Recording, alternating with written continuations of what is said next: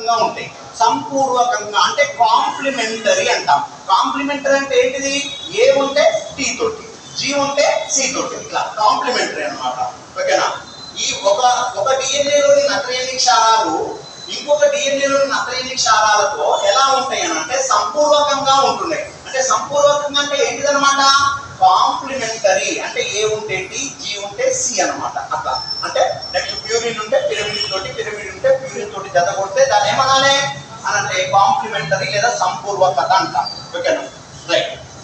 మనం రాసేటప్పుడు ఒకవేళ సంపూర్వకతలో ఇక్కడ 3' 5' ఎండ్ ఉంది, ఇక్కడ 3' ఎండ్ ఉంది అనుకో, మళ్ళా మీరు ఇక్కడ 3' ఇక్కడ 5' ఎండ్, ఇక్కడ 3' ఎండ్ ఇలా పెట్టింది అనుకోండి, తప్పు అవుతుంది. అట్లా పెట్టొద్దు ఎప్పుడైనా.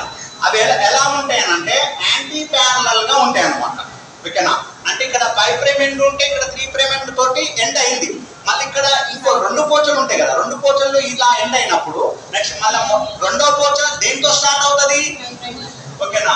నెక్స్ట్ 3' ఎండ్ ఇక్కడ స్టార్ట్ అవుతుంది. నెక్స్ట్ అదే విధంగా ఇక్కడ స్టార్ట్ అవుతుంది. ఎక్కడ ఎండ్ అవుతుంది? 5' దగ్గర ఎండ్ అవుతుంది అనమాట. రెండు ఒకే విధంగా రాయదు, రాస్తే తప్పు అది. ఓకేనా? రైట్. ఇది ఏంటిదని అంటే డిఎన్ఏ యొక్క స్ట్రక్చర్ పరంగా తీసుకున్నట్లయితే. ఓకేనా? పోయినసారి 2017లో అడిగిండు ఆ పర్సంటేజ్ మీద. ఓకేనా?